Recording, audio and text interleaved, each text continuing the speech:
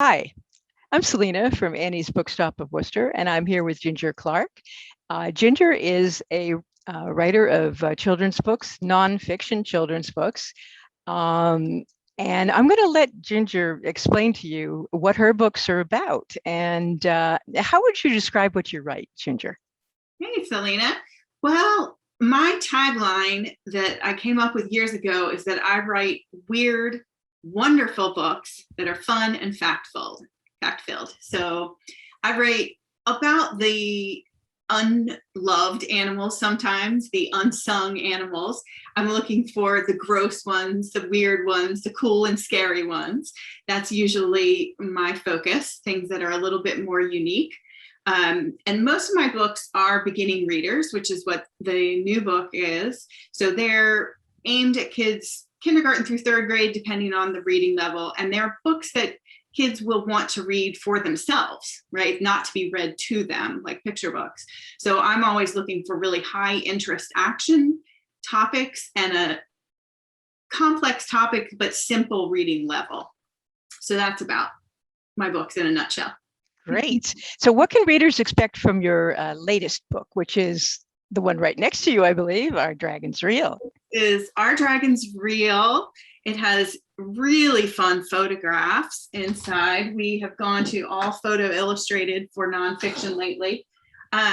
So just to explain the idea of writing a nonfiction book about mythical creatures, that is a little bit of a tightrope act, right? I've always written nonfiction, but I do a lot of school visits. And for years, when I would ask the audience the question, what else do you want to see books about? What would you like me to write about? They would inevitably say unicorns and dragons.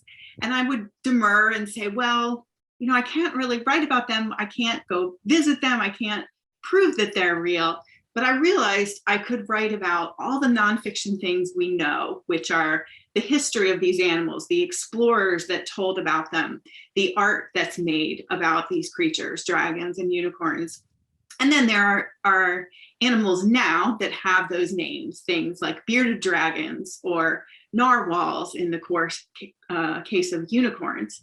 So it's a bit of a mix between history and geography and science and art. So what do you think draws the readers to these kinds of books, or probably their parents to these kinds of books? Well, a lot of the kids do buy them for themselves because they're often featured in book fairs. And I worked for a book fair publishing company early in my career. So I'm always thinking about the title and the cover and the topic being something that kids would choose for themselves, maybe not thinking about their parents. And the biggest thing I try to focus on is what are they curious about, right? What questions do they have? And what can I use the gross factor in? There's a lot of discussion of prey and predators and poop and all kinds of fun things in my books. So you can expect a lot of high action language. These books, not quite as much as some of mine that are typical, but in the mythical series, the Unicorns and Dragons books, there's a lot of mixing up of stories from the past with things that we know now. And a lot of that does involve fun action language too. And is there a lot of artwork inside the books? Yeah, well, it's all photo illustrated though. So the things that we have photographs are, for example, statues or paintings. So things that exist about dragons. They're not just artwork. This is the 9 Dragon Wall in Beijing. Mm-hmm. So fun things like that. But then I had to delve into history and find illustrated manuscripts. This is an illuminated manuscript from the 1600s with dragons. And all kinds of fun things. I'll show you some of the current day things are bearded dragons. Oh, they're gorgeous. I love them. Yeah, they're cute. I have a leopard gecko. She's not as big as a bearded dragon, and then we get into the kinds of animals that exhibit behaviors of dragons, but may not look like dragons. the bombardier beetle is the only animal that can actually truly create fire from its body. It's able to spit acid that it boils inside of its body. And so that's similar to dragon breathing fire, right? And then we decided that a dragonfly absolutely has the skill of flying like a dragon upside down and twists and turns and all kinds of things like that. So yeah, there's lots of different stories in there, and it's the hard copy, the hardcover has the dust jacket and the gorgeous glossy paper, and the photographs just look amazing to me. It's also available in paperback too. And it sounds as though there's a lot of research that you had to do for all of your books, but this one definitely. So what kind of research did you have to do when you wrote this book? Yeah, so I do exhaustive research for these books, but it is mostly book and website and scientist based. I don't go on site. A lot of times kids ask me if I've been to the Amazon rainforest and the Gobi Desert when I write about those places. But what I try to explain to them is that I'm not paid enough to live in the Amazon for particularly as long as it would take to gather all of that information to put in a book. So I make sure that I find books by conservationists, by field scientists, or I contact them, by email when necessary. But for these, a lot of it became looking at natural histories. So books that were written long ago where they thought they were writing nonfiction, but unicorns and dragons were included in those books because they were believed to be real at the time, right? And so there were a lot of old books that I found. We have the Library of Virginia here has great access to things like that. So I start by reading everything I can find out there that's either a book for kids or for adults to see how the topic has been covered already. And then I start going into websites that are newer science and more current information, and then fill in the gaps from there with asking scientists what else I need to know. Okay. And what is your favorite research story that you've done? I have one that I always love to show kids because what's most exciting is when you go down a rabbit hole and you discover something you had no idea, right, that existed, and you make a cool connection. So I wrote this book about the Gobi Desert, what's up in the Gobi Desert. It was part of chapter book, the start of a chapter book series. And I started finding all this research about dinosaur bones. The Gobi is one of the best places in the world to find dinosaur bones because it's so dry that they're well preserved. And I kept seeing that there was one person who had made a lot of these discoveries in history. And he looks like this, Roy Chapman Andrews. And I looked at that picture and I thought he looked a little bit familiar. And it turns out he was the true real life inspiration for Indiana Jones. They took what was a paleontologist and turned him in the movies into an archaeologist. But they kept the fedora, and he even had the leather satchel bag for collecting dinosaur bones. And that was where they pulled the story from. So I was just reading different, trying to find out information about the dinosaurs, and this person from history popped up. It was really fun to see. That's interesting. So usually I ask the question of what was the inspiration for your newest book? So this is the second in a series of 3 so far. So the inspiration for our unicorns reel, this is the cover for that one, was my readers, the kids asking for it, basically. And I had so much fun trying to figure out, I spent years proposing this to Penguin Random House, my editors there, and trying to find a way that we could approach unicorns as nonfiction and get away with it. So when I found what the right information and the right outline and the right approach, they jumped on it. And that one went really well. So I proposed dragons and sea monsters will be next. And that has a bit of a tie-in to your area where there have been a lot of historic sea monster sightings throughout history. Ah, Okay, that is another question I have. Is that how important has the New England setting been to your writing? So that's going to be an important thing. Yeah, so in the past, it really hasn't been. I write about animals from all over the world, but I found lots and lots of fascinating newspaper articles about sightings of different types of sea monsters off the coast of Massachusetts and throughout New England in the 1800s. It was a rave thing for a while. People were very excited about. And of course, there have been very similar sightings in other places in the country and around the world of lake monsters, sea monsters, and some of them we can explain, and we know what those creatures are now that they were not aware of then. But some of them, we just don't know what they could be, and I'm fascinated by that idea.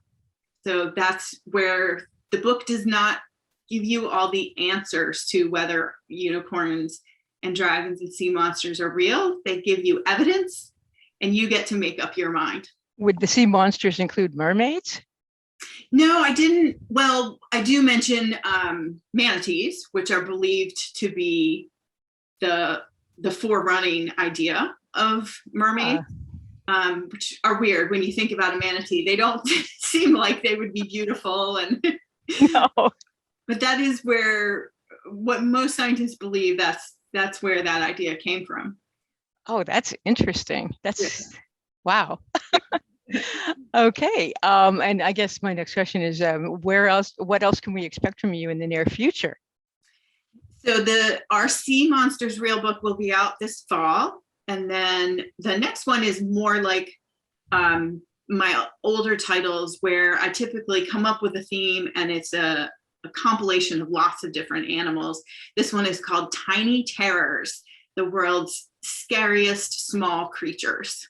So the idea behind this book is that no creature in the book is bigger than your hand, but they're all poisonous and venomous, and have lots of different ways that they are dangerous while being tiny and in some cases cute. And could you just give us an idea of some of your other titles, just so people know? Yeah, some of the most popular early ones were Freak Out, Animals Beyond Your Wildest Imagination, and Gross Out, Animals That Do Disgusting Things. There are also more basic titles like Sharks and Giant Lizards and Cheetah Cubs. I have a whole series of baby alligator, baby elephant, things like that. But as I've been writing over the 20 years that I've been published, I've been gravitating towards more complex science as I get there. So the book I'm writing right now, which comes out in spring 2023, is called Here Comes the Rain. Do Animals Predict the Weather? And it's all the kinds of the space between Farmer's Almanac proverbs and reality of what we know animals do sense in the environment before we do, what they're aware of. That's interesting that they actually do that. Yeah. Now some questions about being a writer. Okay. What's your favorite part of being a writer on the whole writing and editing process? I get that question a lot from kids at schools. What do you like most about writing? And I say, being finished. But in truth, the space that I find most fulfilling is the middle, where I don't have the stress and anxiety still after all this time of the blank document. And I'm not coming at the end trying to make lots of revisions and tighten things up. But in the middle, I'm in the flow, right? Sometimes I've been writing earlier this week and I just don't go to meals. I just forget what I'm doing. I get so excited. So I love that place where I'm completely absorbed in what I've learned and the way that the words are coming. That's why I keep doing it.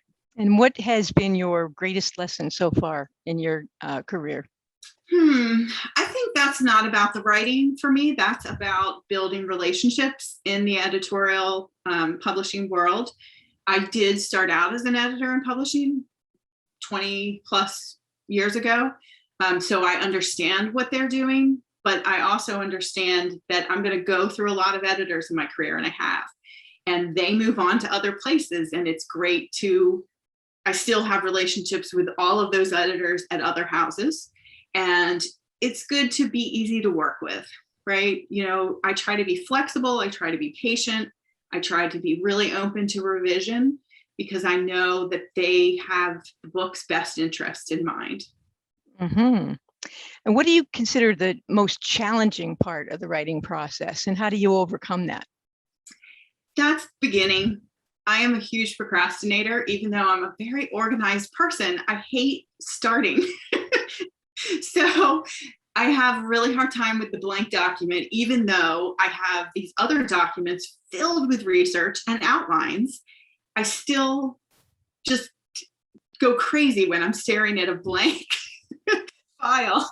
And what I do to get over it is just do it. Just make myself begin. It usually comes down to I only have X number of days left until the deadline.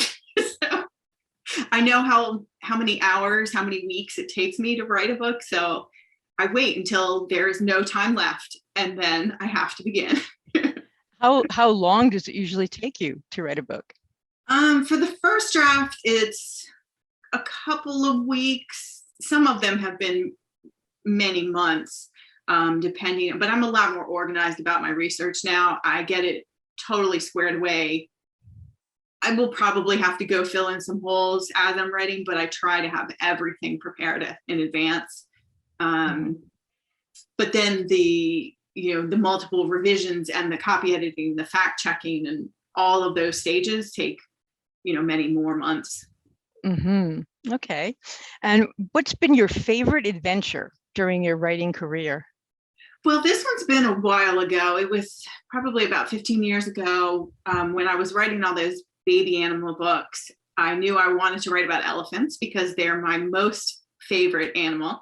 And I had seen them as a kid in circuses, which is hard to believe now, and at zoos, always at a distance, right? So my husband, bless him, signed us up for a day at a place called Vision Quest Ranch in Salinas, California. We were out there for a 2-week vacation, I think.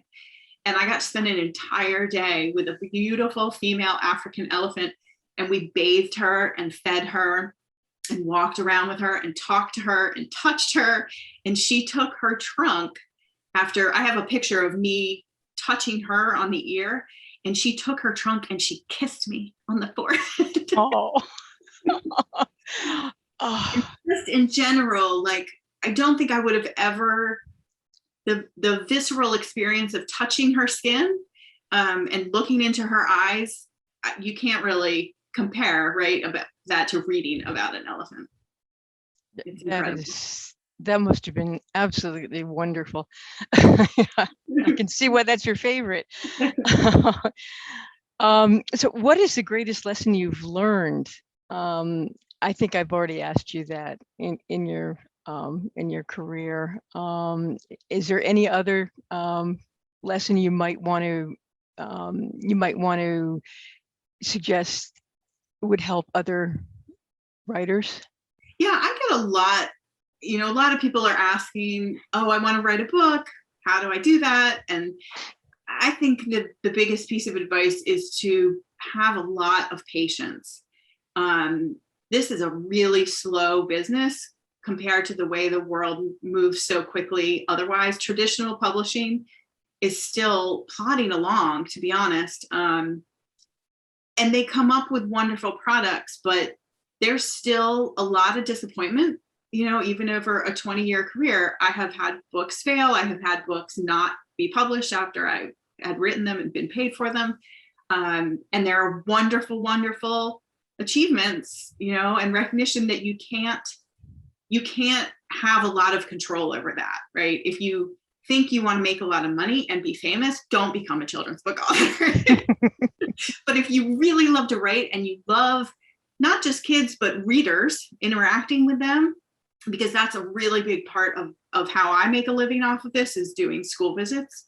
So I combine my patience around the publishing part of it, my passion for reading, and a lot of persistence. I mean, I have been told no rejection is just part of this game. You have to keep getting back up and have a new idea. Try something else. That's really good advice. Yeah. Are there any groups, clubs, or organizations that you'd recommend to other writers that have helped you in your career? Yeah, the one that I am a member of and have been all this time that I always recommend to people, and it's a mouthful, is the SCBWI. Yep. It's the Society of Children's Book Writers and Illustrators. I am involved with them at the local, regional, and national level. I've attended and presented at conferences. And for me, it's the only place I go where other people do what I do, right? It's such a weird job. And so networking, but also just friendships, talking to other authors. Really, the very best part of being invited to do a conference is meeting the other authors, right? Going to those dinners. So I think they're wonderful for beginning, aspiring authors, because there's so much information available and access to editors at conferences. And then they now are also a wonderful place for traditionally published and self-published indie authors and really established authors, because we have been doing this such a long time. It's a great community. I've heard that from many, many people. Yeah. Now I have questions for you about you as a person. What's one thing that most people don't know about you? I love this one because I think most of my friends see me as the doer, right? I'm an organized person and I'm always bringing people together. I'm the planner.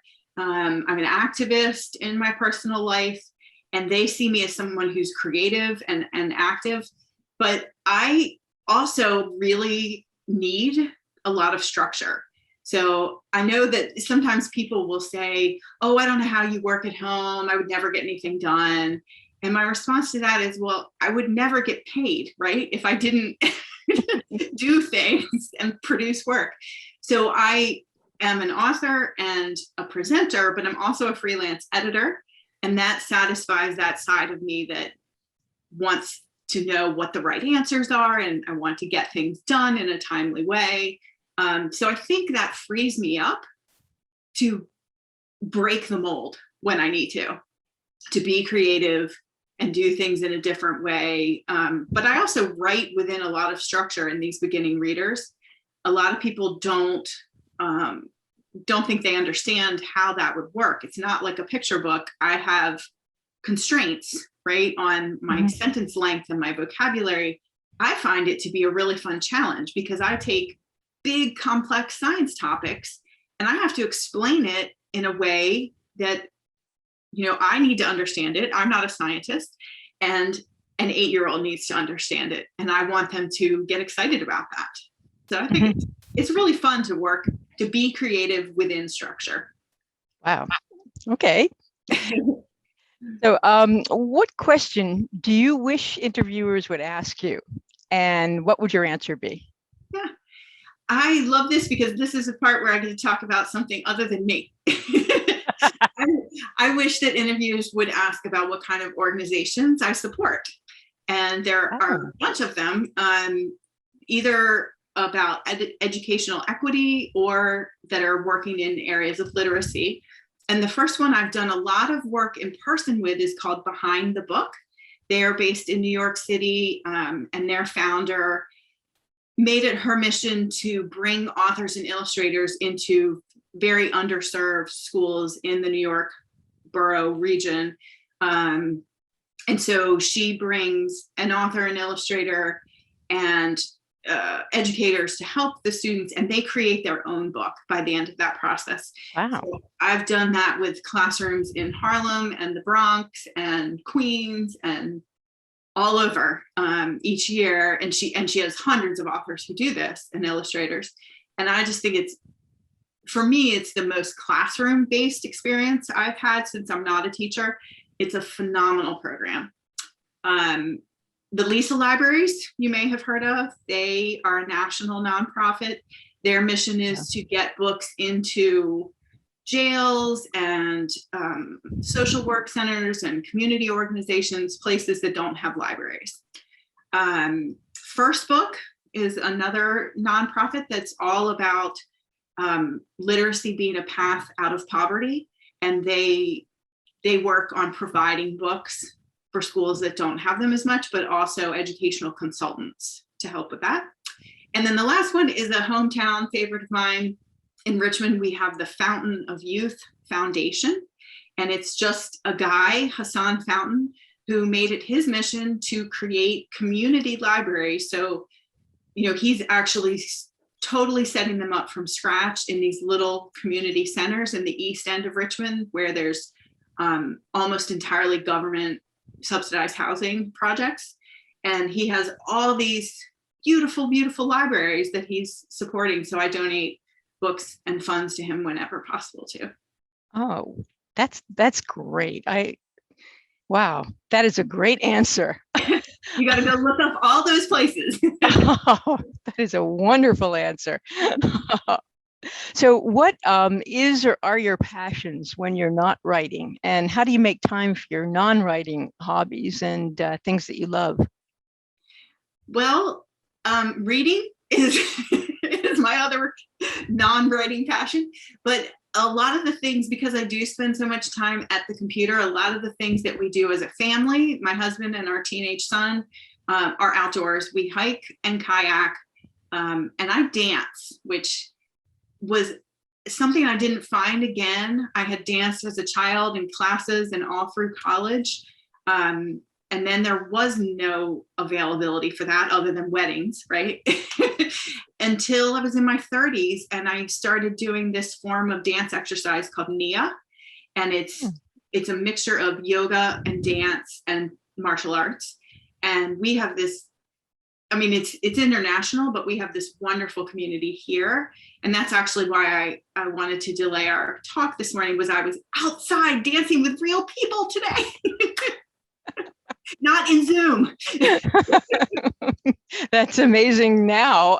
Considering the last year, you probably haven't been able to do it.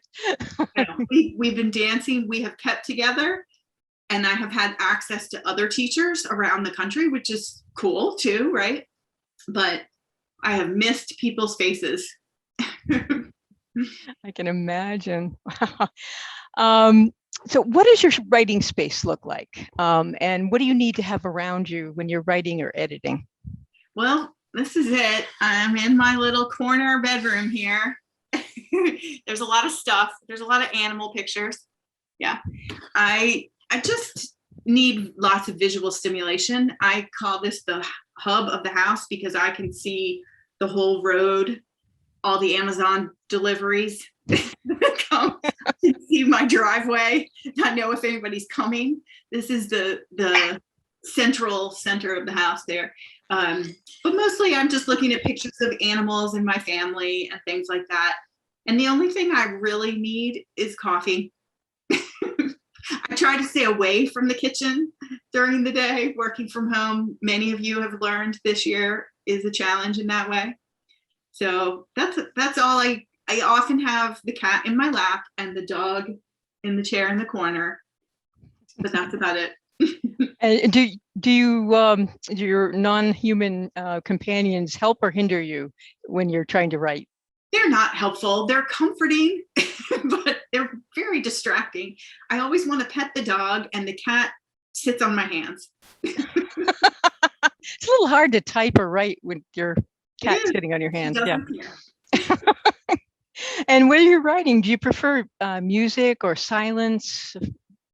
I like it quiet. I know a lot of people, I like classical or nature or world music when I'm doing anything else. But I have to just really think about the words when I'm writing. So I just like it quiet, it's never like totally quiet, especially since my teenage son has been home all year. That must have been a little more difficult. It was interesting, yeah. Okay, I just have two more questions for you. One, where can people find your work aside from Annie's Bookstop of Worcester? And I'm going to, again, as I always do in these videos, put a little plug in for Annie's. We can order all of your books that are available, that is. And if you call us at 508-796-5613, we can order them for you. Or if you can, excuse me, email us at orders@anniesbooksworcester.com. And where else could you get your books? The place that I like to send my books are available anywhere that books are sold, online or in person. But the place I like to send people that's newish within the last couple of years is bookshop.org. And you all may work with them. I'm not sure. They are basically the Amazon of indie booksellers. So it's a centralized place that you can buy books from bookstores, but in the same way that you would do it easily online and shipped to you. Great. Okay. And last question is, how can we follow your work and share your awesomeness?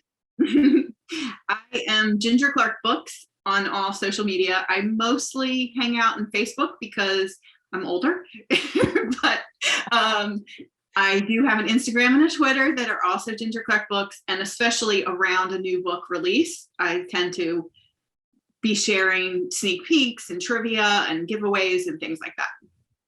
Great. Well, that's it for our interview. Thank you so much for joining me today. Thank you, Selena. And hopefully, if you ever get to the Boston area, or Worcester actually area, you'll come and visit us at our store. I would love that. Okay. Well, thanks very much. Okay. Bye. Bye.